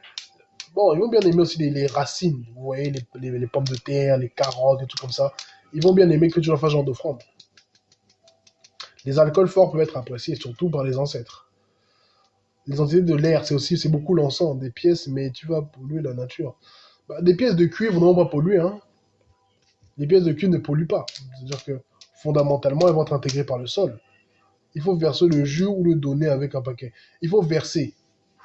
Le paquet en lui-même, tu vas après le jeter à la poubelle. Mais tout simplement, tu verses. C'est pareil. Il y a des fois, quand par exemple tu as une exploitation agricole, ça je parle beaucoup pour ceux qui ont des exploitations agricoles. Quand quelqu'un a un terrain sur lequel il cultive, il y a une partie que tu bois. À chaque fois quand tu fais une offrande, il faut toujours te rappeler que tu donnes et tu manges aussi en même temps. Il y a un échange équivalent qui se passe. Quand quelqu'un a une exploitation agricole, il doit se lier aux esprits de la terre. Souvent, les esprits de la terre vont demander à ce que la personne, par exemple, une partie de sa récolte, elle va l'utiliser pour leur faire une offrande. C'est-à-dire elle va cuisiner, etc. Elle va l'enterrer ça. Elle va aller déposer ça quelque part. Mais c'est ça aux entités. Parce que c'est cette offrande-là qui, en fait, qui nourrit l'entité. D'accord? Ok, merci. Mais déposer au bord ou bien jeter cette offrande dans l'eau. Faut la mettre dans l'eau. Si tu veux te connecter aux esprits de l'eau, bah, mets ça dans l'eau. Les esprits de l'air aiment beaucoup les parfums, les encens et tout ce qui va avec. Les esprits du feu, l'offrande la plus simple que tu peux faire pour eux, c'est allumer un feu, une bougie, etc. et brûler des choses dedans. C'est-à-dire que l'entité s'honore par rapport à son élément. Après, en fonction de l'entité que tu travailles, il va y avoir des préférences. Parce que ça, c'est de la magie blanche, si vous voulez. Se connecter des entités favorables, c'est de la magie blanche. C'est une façon de rentrer en connexion avec des forces favorables.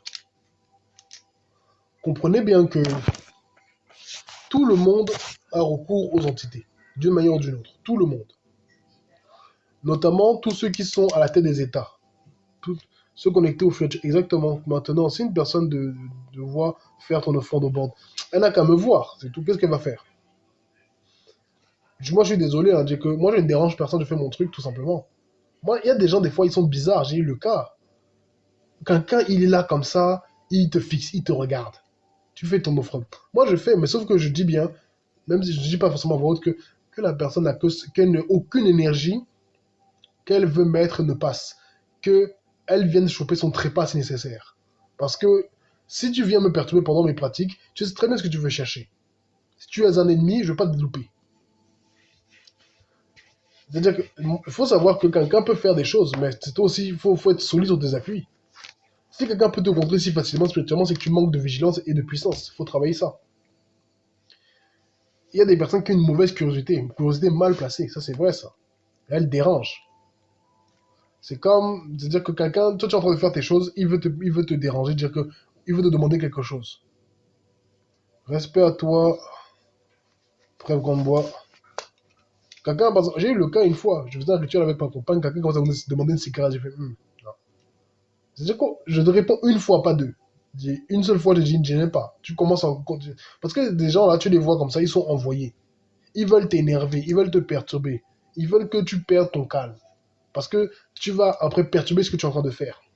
Ils veulent que ton attention se porte sur eux. Il y a des gens comme ça. Même dans mes lives, je vois ça. Les gens, on ne sait pas pourquoi, on ne sait pas comment ils viennent ici, ils commencent à amener le désordre. C'est normal, moi après je les bloque, je les mute, simplement. Parce que le problème est là. Hein. Les gens sont animés, en fait, il y a des gens, tu les vois là comme ça, ils ne sont pas vraiment des êtres humains. Ou ils ne sont pas complètement eux-mêmes. Ils sont habités par des forces. Et ces forces-là, bah, elles les utilisent. Elles les utilisent pour faire des choses. Tout simplement. Comprenez bien et bien que le monde dans lequel on vit, il est gouverné par ceux qui ont la connaissance. Celui qui sait très bien détecter les énergies subtiles pourra très bien savoir d'où vient une menace. Là où celui qui ne sait pas va être victime. La mauvaise sorcellerie, le seul obstacle qu'on peut lui faire face, c'est la bonne sorcellerie. On peut détecter une...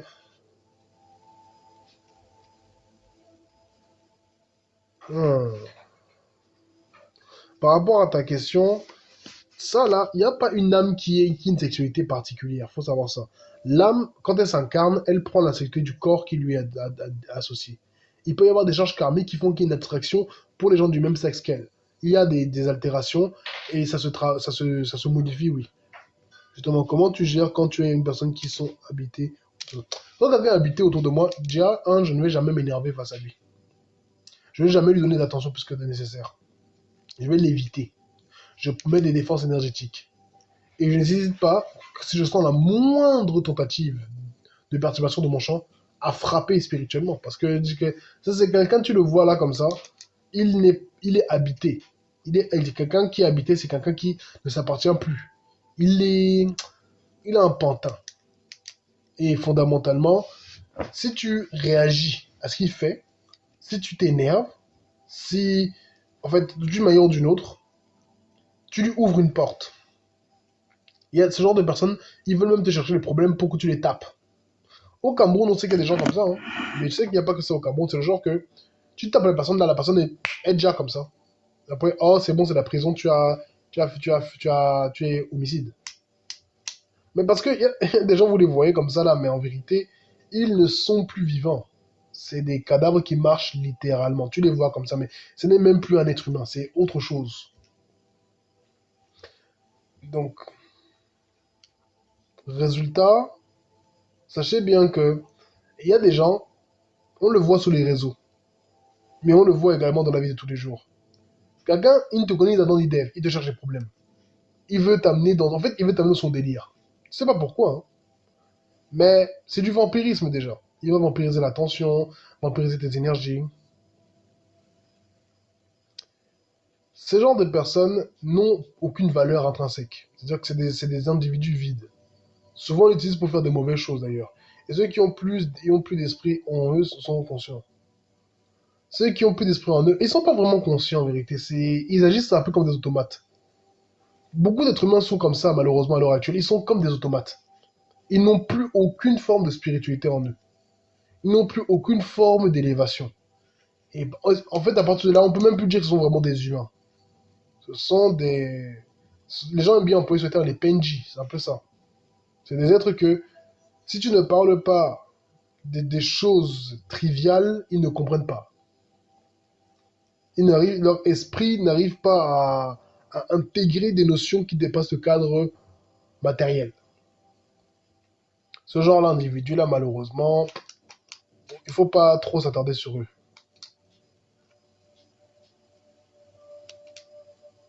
Il y a ceux aussi qui savent qu'ils ont des alter-ego en eux et savent. Mais en fait, ça, ceux qui ont des alter-ego, c'est des gens qui ont des entités en eux et après ils peuvent activer, hein, fondamentalement. Ils peuvent les utiliser. Après, comment ils obtiennent, ça dépend. Il y a différentes techniques. Il y a des gens concrètement qui tout simplement se font. Comment dire? C'est des traumatismes qui se créent pour, pour littéralement, on va dire quoi, fragmenter la personnalité et ouvrir un espace, si vous voulez. Désolé c'est pour la question, mais je voudrais savoir quelles sont les entités qui rassemblent des foules. Il y en a plusieurs. On va dire les entités liées à tout, les entités liées à la beauté, etc. vont rassembler les foules, liées au commandement, il y a certaines déités, certaines forces qui sont associées à ça. Il faut comprendre que fondamentalement, les entités de ce type-là qui attirent les foules, on va dire, bon, il y a les déités comme Ushun. Ushun est très lié à ça. Attirer les foules, attirer le succès. C'est des choses comme ça. Après, les entités comme divinités, les divinités solaires surtout, elles ont une autorité naturelle, elles ont le principe de commander, le principe de rassembler, de fédérer. Bonjour à toi entre de la nuit. En tout cas, bon, voilà ce que je pourrais dire rapidement, sans forcément rentrer dans les détails. Comprenez bien que fondamentalement, hein, ok, comment tu deals avec ceux qui ont des alter-ego comme toi tu gères? Comment toi tu gères quand tu es face à ce type d'ego? Eh, moi, je ne vais pas te mentir que j'évite les gens, pour dire la vérité. La vie me l'apprend tous les jours et me l'a déjà apprise que la plupart des gens ne méritent pas l'attention qu'on leur donne, sincèrement. La plupart des gens, on ne sait, ils sont habités par des forces ou ils sont en quête d'attention, je ne sais quoi d'autre. Il ne faut pas leur donner ça. Ils sont, je sais pas, ce n'est pas qu'ils cherchent. Ils vont cacher leur comportement sous fait d'humour, sous fait de je sais pas quoi d'autre. Ils vont toujours trouver une justification à leur mauvais comportement.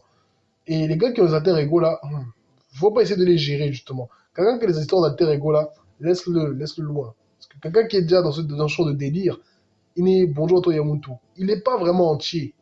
Quelqu'un qui a des histoires d'alter ego là, moi je regarde en bizarre, hein. Je ne peux pas chercher à interagir davantage avec lui. Parce que quand tu as un alter ego, faut bien comprendre ce qu'on vous dit. Ah, bah, tu confirmes, Yamuntu. Ah, parce que le problème qui se passe, c'est que quelqu'un qui a l'histoire d'alter ego, c'est quelqu'un donc qui n'est plus vraiment entier. On a l'être humain est comme un cristal, si vous voulez, avec plein de reflets. C'est un prisme, d'accord? En fonction des interactions avec des personnes, des environnements et autres, le prisme change. Tu n'es pas la même personne au travail qu'avec tes proches, etc. Mais quand quelqu'un a l'alter ego, ça veut dire quoi? Ça veut dire que le cristal, c'est comme si le cristal est fracturé. Et au lieu d'avoir un prisme entier, on a un truc qui est fragmenté. Et donc, ces différents fragments interagissent. Ce qui veut dire que c'est quelqu'un qui n'est déjà plus stable. C'est pour ça que tu vas avoir des comportements très bizarres qui peuvent te sortir. Pour avoir votre avis, comment se fait-il que des gens de mauvaises mœurs et de meilleures personnes galèrent? Mais parce que les personnes de mauvaises mœurs, eux, ils ne se limitent pas moralement déjà et qu'ils appliquent certains principes sans sourciller. Celui qui est souvent gentil, si tu veux, manque très souvent de mordant. Le monde ne récompense pas la gentillesse aveugle. Le monde récompense la connaissance de certains principes et leur application. Tu es gentil, c'est bien. Mais le monde ne félicite seulement ceux qui réussissent. Et on ne te demande pas de devenir un enfoiré, hein, bien entendu. On te demande d'être conscient de certaines lois et de les appliquer. De ne pas compter que, je ne sais pas, sur la bonté des gens ou autre. Non.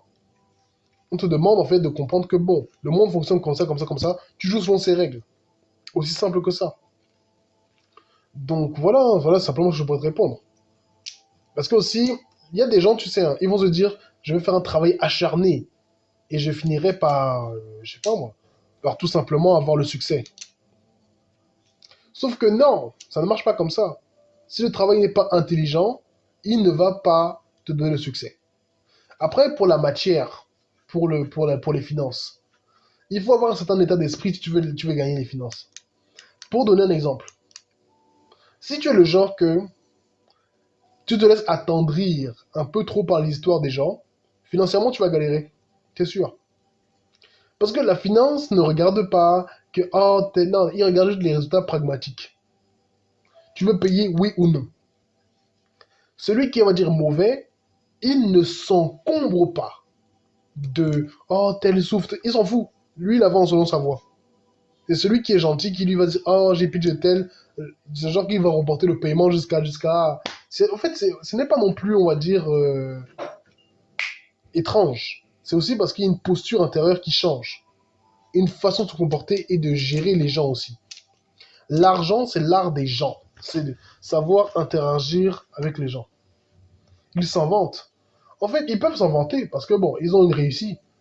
Se vanter n'est pas forcément négatif dans la pluie. Bon, après, je ne le conseille pas spécialement parce que ce qui est précieux, il faut le garder pour soi. Tu peux bien sûr être fier d'une chose, mais se vanter pour se vanter ne va rien t'apporter. Parce que le but de ces personnes-là, c'est quoi? Posture qui entraîne des émotions et vibrations, exactement. Ça m'arrive d'aller dans l'astral. Là, je suis en train de travailler pour réussir à faire les projections astrales volontairement. Parce que j'en ai déjà fait. Hein. Mais de tous les arts occultes, c'est celui avec lequel j'ai, j'avoue, le plus de difficultés. Je sais faire pas mal de choses. Hein. Je sais projeter mon aura, je sais voir à distance, je sais faire plein de trucs. Invoquer des forces, canaliser les éléments, faire beaucoup de trucs. Mais il faut le reconnaître. Hum, Le projection astrale consciente, c'est un truc sur lequel je dois encore travailler. Alors, j'ai déjà vu les marchés invisibles, oui. Voir à distance, c'est voir dans le temps ou l'espace. Les deux. Je peux voir dans le passé, le présent, le futur, et à distance. Peut-être tes forces veulent pas que tu pars là-bas trop maintenant. Bonne question. Un moment, oui, j'imagine bien, parce que j'étais dans une situation un peu complexe, mais bon, à voir. Euh, et que pensez-vous des décès précoces? Donc, le décès, il faut savoir que normalement chez nous, on considère traditionnellement que le décès n'est pas censé arriver de manière précoce. Déjà, quand il y a un décès, on cherche toujours s'il n'y a pas une cause mystique derrière, parce qu'on n'est pas à l'abri de ça. Mais il faut bien comprendre que le décès n'est pas censé arriver de manière précoce. S'il arrive de manière précoce, ça veut dire qu'il y a une perturbation quelque part. Et cette perturbation, ça peut être quelqu'un qui a traficoté des choses, ou autre. Pour toutes ces raisons, quand il y a un décès précoce, il faut faire la consultation, il faut faire la lecture mystique pour qu'on sache ce qui s'est passé. Parce que des fois, on va dire, ah, la personne est morte, oh, ça s'est fait comme ça, elle n'a pas eu de chance. Alors que tu ne sais pas si c'est la personne qui l'a évincé qui est là avec toi. Parfois, il y a des décès, si le Iwa a dit que c'est fini, aussi, c'est vrai.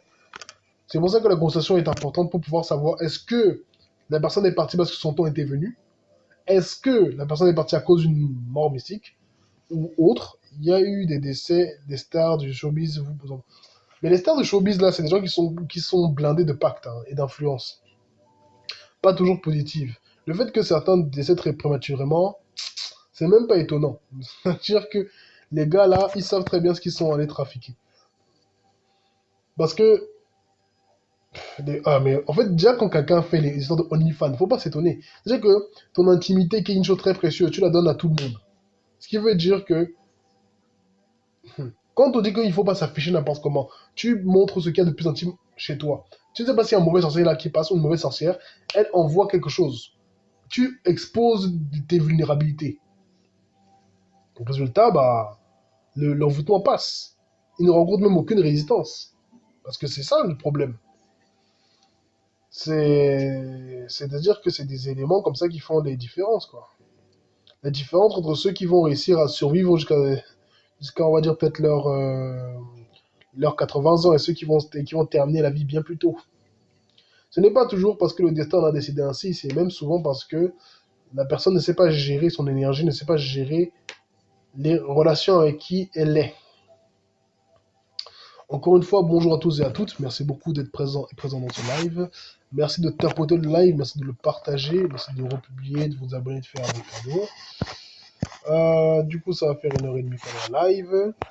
Je rappelle que le sujet d'aujourd'hui, c'est la sorcellerie positive, la magie blanche. Si vous avez des questions, posez-les en commentaire, je répondrai. Merci pour les cadeaux. Merci pour les likes. Du coup, je rappelle également que j'ai mes services en description, en bio, dans ma bio, vous avez mon lien Beacons. Vous pouvez réserver une consultation là-bas, acheter mon livre PDF, accéder à tous mes autres réseaux, aller de la force là-bas, et même sur TikTok. Vous pouvez me contacter en privé aussi, parce que c'est là pour pouvoir prendre, échanger avec moi. Si le fait de prendre des rendez-vous directement avec les Beacons ne vous convient pas, vous pouvez faire ça aussi. Tout simplement. Hum, En tout cas, moi je vais pas tarder à couper le live certainement, parce que là, ça va faire 1h30 là. Dites-moi si vous avez des questions, etc. J'y répondrai. Alors.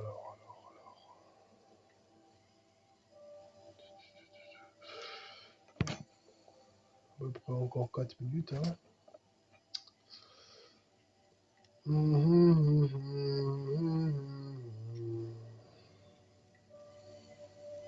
Bonjour, toi et Benny, t'arrives vers la fin du live. Hein. Pourquoi les grosses boîtes changent de nom et de logo? Bonjour à toi, Tartaria, merci d'avoir publié. Alors, les grosses boîtes, il faut comprendre que c'est des gens qui. Oui, je réponds à ta question après, t'inquiète. Tu peux la poser, je répondrai après. Les boîtes, une boîte, son logo, ça la représente. Faut savoir ça. Bonjour à toi, Agnès. Le logo représente ta boîte. Par conséquent, quand on change le logo, on change l'énergie. Parce que le logo, c'est un sceau, c'est un emblème. On change donc l'énergie associée. Donc, effectivement, quand on fait ce genre de modification, c'est que on peut changer l'énergie, on peut changer le pacte aussi. Parce que on peut garder les mêmes couleurs, les mêmes certains éléments, mais on modifie le logo quand même. C'est-à-dire que le pacte est modifié, l'alliance est modifiée, la structure énergétique est modifiée par rapport aux ajustements dans la matière qui ont cours. Plus de clients, des exportations de la boîte à l'étranger, je ne sais pas. Ça, c'est un peu les raisons pour lesquelles. Aussi, ça peut être pour effacer certaines dettes karmiques. Hein. Tartaria, ta question, je t'écoute. Hmm. L'égrégore se modifie. L'égrégore n'est pas figé, il faut comprendre ça. Il peut effectivement s'altérer parce que naturellement, il y a eu des changements dans la boîte. Ça peut être des changements de superviseur. Ça peut être ça pour, en fait, pour se déconnecter de certaines énergies pour ne pas avoir certaines dettes karmiques. Ça peut être également pour amplifier certaines choses. C'est un peu ça. Ma question pour après, c'est si on a une famille toxique, on est obligé de couper. Malheureusement, oui. Moi, je vais t'expliquer un truc très simple. Hein. Si ta famille est toxique, faut bien comprendre que ce n'est pas une famille déjà. Les gens confondent le fait qu'on soit lié par le sang avec le fait qu'on soit vraiment une famille. Pour dire que telle est ta famille, il faut qu'elle se comporte comme telle. Si quelqu'un ne se comporte pas comme ta famille, c'est pas ta famille. Hein. Est-ce que ça va nous bloquer dans le fait? En fait, si les histoires que si tu dois couper les ponts avec une famille toxique, ça même au contraire, ça va pas te bloquer, ça va t'ouvrir des voies.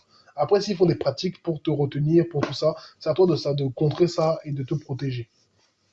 Mais la bonne famille, c'est la famille qui se comporte comme telle. Des gens qui sont respectueux, des gens qui sont aimants, des gens qui te considèrent, des gens qui ne sont pas là constamment, par exemple, à exiger de toi, mais qui sont également prêts à te donner, à t'aider. Il y a des gens, sincèrement, après je comprends, on est éduqué dans un certain cadre, et on a une certaine vision du monde qui nous est plus ou moins intégrée dès l'enfance, qui nous pousse à intégrer certains comportements, certaines visions, et considérer ça comme normal. Mais il y a beaucoup de cas où les gens que vous pensez être votre famille ne sont pas votre famille. Ce sont des gens avec qui vous êtes liés par le sang, c'est tout. Parce que de là à considérer que parce qu'on est du même sang, on est forcément de la même famille, non, non, non, non, non, non. Moi, je ne considère que tu es de ma famille que parce que tu te comportes comme quelqu'un qui est de ma famille. Il y a des gens, sincèrement, c'est... ils n'ont de famille que le sang. Après ça, ils ne se comportent pas comme une famille. Il y a des gens, ils humilient constamment une même personne. Déjà, à partir de là, je ne peux pas forcément prendre la parole au nom de ces personnes-là parce que j'imagine qu'il y a des conditionnements, il y a des habitudes, il y a des trucs comme ça qui vont jouer et qui vont faire en sorte que la personne n'arrive pas à quitter ce schéma toxique. Mais bon, le mieux, c'est de très tôt ne plus considérer que tu appartiens à cette famille. Hmm. En plus que les gens là ont tendance à faire du chantage affectif. Alors pourquoi beaucoup disent que les liens du sang sont sacrés? Oui, c'est vrai. En fait, ce qu'il faut comprendre, c'est que le sang, c'est littéralement, quand tu t'es incarné, tu es passé par certains canaux pour te matérialiser, pour te manifester. Et donc, en gros, tu t'es imprégné dans un lien. Oui, le lien du sang est sacré. Mais il n'est sacré qu'à la condition que, justement, les gens respectent ça. Si les gens ne respectent pas ce lien, qui se permettent tout et n'importe quoi, le lien perd sa sacralité, hein. On pourrait dire c'est un lien qui a été profané. Parce que le sacré ne reste sacré que quand il est considéré et quand il est respecté. Sinon, on va parler de profanation. On va parler que l'élément a perdu sa sacralité. Tout simplement. Ça, parce que bon, les gens, ce que j'ai remarqué, c'est qu'ils ont tendance à justifier l'injustifiable par le fait que dire les liens de la famille sont sacrés. Oui, mais ils ne sont sacrés qu'à condition que la famille se comporte comme une famille. Au plaisir, Sifra. Ah, très bien, je comprends mieux. Oui, parce que c'est l'un des trucs, c'est que c'est comme dire que on doit le respect à son parent. Oui, on doit le respect à son parent parce qu'il t'a permis de venir, c'est vrai. Mais ce n'est que s'il se comporte comme un parent que tu dois le considérer comme tel. C'est un titre qui se mérite. C'est comme frère, tante, oncle, même cousin. Tu ne peux le considérer que comme ta personne que s'il se comporte comme tel. S'il te montre déjà autre chose, tu n'as pas à avoir plus de respect que ça envers lui. Tu peux être cordial à la limite. Mais le mieux, c'est de même pas interagir avec ce genre de personnes. Parce que ça, c'est moi, je vais vous dire, c'est des grosses conneries qu'on raconte aux gens, hein, que oui, c'est ta famille, tu dois tout supporter. Non, non, non, non, non. Au contraire. C'est même le contraire. La famille a un devoir capital, hein. La famille te connaît tes faiblesses, connaît tout ça. Ils ont le devoir de se comporter avec dignité et de te traiter bien. S'ils ne remplissent pas ce minimum-là, c'est pas ta famille. Ne cherche pas. Parce que ces genres de personnes, quand tu vas commencer à adopter une posture dans laquelle tu réalises que bon, toi, tu n'es pas ma personne, donc je n'ai pas à te donner plus de respect que ça, je n'ai pas à te tenir informé de ce que je fais. Ça va être les premiers à s'offusquer. Ça va être les premiers à dire que oui, tu abandonnes les gens, oui, tu n'es plus avec nous. Mais est-ce que c'est obligé? Non? Si quelqu'un me montre très tôt qu'il me traite comme si j'étais remplaçable, est-ce que j'ai en fait la nécessité de devoir le traiter lui-même bien? Est-ce que j'ai la nécessité de m'intéresser à sa vie? Parce qu'on va dire que oui, mais tu dois soutenir tel parce que c'est, je sais pas, c'est ton cousin. Ça, c'est des choses qui ne sont vraies que quand la personne se comporte comme un proche. Si elle te montre déjà elle se comporte comme le dernier, je sais pas, le dernier étranger venu, tu n'as pas besoin de la respecter davantage. L'éducation nous a appris à considérer limite le manque de respect comme étant normal. Mais ça marche pas comme ça de base. Moi, je ne respecte que quelqu'un qui me respecte. Si tu me respectes pas, je ne te respecte pas. Je t'ignore même. C'est même souvent ce que je fais. Parce que c'est ça le truc. Quelqu'un va mal te parler, quelqu'un va mal se comporter. Et sous couvert que c'est la famille, faut pardonner. Non, non, non, on pardonne pas tout. Non, non, non, c'est quoi ça? En fait, il faut comprendre que tu peux effectivement faire des efforts parce que c'est ta famille. Tu peux soutenir quand la personne passe des moments difficiles. Oui. Tu peux aider, tu peux conseiller, etc. Mais si tu commences à regarder et tu vois que ton aide est prise comme étant déjà due, que ton dévouement n'est pas considéré, qu'est-ce que tu fais encore dans cette relation? Faut pas se poser plus de questions que ça, hein. Très souvent, c'est simple. Si les personnes te montrent déjà que elles n'en ont rien à foutre des efforts que tu fais, elles considèrent même que c'est normal, que tu dois le faire, bah, ne le fais plus. Et là, on va voir le vrai visage des gens. Là, tu vas commencer à voir comment les gens vont changer de bouche. Ils vont te dire que non, Mais pourquoi tu as arrêté de faire ça? Pourquoi tu ne fais plus ça? C'est toujours la même chose. Malheureusement, c'est comme ça que ça marche. Et plus tôt vous l'intégrez, mieux c'est. Plus tôt vous réalisez que ce n'est pas parce que quelqu'un a mon sang que je dois me saigner à blanc pour lui, quoi. Bref, j'ai coupé avec tout le monde et les gens font semblant d'être inquiets. C'est souvent comme ça. Les familles toxiques, de mauvais sorciers, ou même pas de mauvais sorciers, mais souvent il y en a, ils vont faire comme s'ils sont inquiets, alors qu'en vérité, ils s'en foutaient de toi. C'est le genre que les gens, pendant des années, ne t'ont même pas considéré, ne t'ont même pas appelé quand tu avais des problèmes. D'un coup, tu aurais donné de signe de vie. Là, bizarrement, ça pose problème. Souvent, ces familles-là, ils brûlent ton énergie vitale. Ils consument par l'attention que tu leur donnes. Et quand tu ne t'intéresses plus à eux, ils n'ont plus accès à cette énergie, ils ne peuvent plus te vampiriser comme ils veulent, c'est là où la panique s'installe. C'est pas parce que tu leur manques, hein, c'est parce qu'ils n'ont plus accès à tes énergies et qu'ils ne peuvent plus faire tout ce qu'ils faisaient avec avant. Ça peut être brutal pour certains. Je sais très bien qu'il y a des gens. Bon, après, c'est pas le cas de tout le monde, hein. Il y a des gens qui ont des bonnes familles, des vraies familles. Et là, c'est des gens qui sont bénis, hein. Toutes les personnes qui ont ça, franchement, ne prenez pas ça pour acquis. Sachez bien que tout le monde n'a pas cette grâce. Ça veut pas dire qu'il faut commencer à culpabiliser, mais ça veut vous dire qu'il faut garder à l'esprit que il y a des gens qui malheureusement naissent dans des familles où ce n'est pas ça, quoi. Ma mère a dit qu'elle a rêvé que j'avais. Le bracelet, tu sais que le bracelet énergétiquement, ça peut être un lien, mais ça peut être également une attache. Le bracelet rouillé, ça peut aussi signifier que ça, le lien, l'attache qui a été mise sur toi s'est rompue, par exemple. Plus tes éloignements ils avancent et tu comprends qu'ils ils se nourrissaient de toi, bah oui. Et dans le rêve, elle me disait jette-le, et moi je le regardais sans répondre. Après, ça dépend, l'interprétation peut varier, parce que aussi ça peut être que ce soit une protection qu'un ancêtre t'ait mise. Il y a des fois où les ancêtres vont interagir de certaines façons.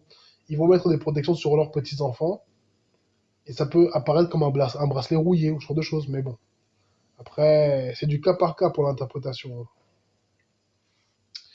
En tout cas, bref.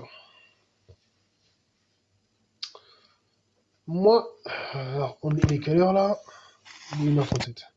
Bon, je vous rappelle effectivement que vous pouvez aller dans mes DM pour tous mes services. Il y a mon lien Beacons pour l'achat du livre, réserver une consultation. De la même manière, vous pouvez accéder à tous mes réseaux, naturellement, via mon lien Beacons, et donner de la force à mes différents réseaux. Euh, on va se laisser là-dessus, je pense. Et si on a un bracelet de famille, bijou, on veut se séparer de sa famille, on jette l'objet de valeur ou le vend. Tu peux le jeter ou le vendre, mais il faut déjà comment dire, il faut couper les liens énergétiques avec cet objet. C'est une chose à faire. Moi, je veux vous laisser, hein. Je vais vous souhaiter un très bon week-end, etc. Je remercie toutes les personnes qui ont aimé le live. Je remercie toutes les personnes qui ont, qui ont protégé, enfin, oula, qui ont protégé le live d'une certaine façon, par les likes, par les partages, par les publications, par les cadeaux. Merci beaucoup. Comment tu coupes les liens? Bah, il y a des techniques pour ça. Après, si tu veux, tu peux me voir en consultation pour qu'on règle ça. Parce que si c'est un bijou familial, c'est un truc qui est souvent chargé en fait. Effectivement, bon week-end à tous et à toutes. Je vous remercie de votre présence ici. On va cesser là-dessus. Vous pouvez me contacter en privé si vous avez besoin de consultation, de tout ça. Et voilà quoi. Bah, je sors quand j'en ai besoin, t'inquiète pas là, ma soeur. Bref, au plaisir à tous et je vous dis au revoir.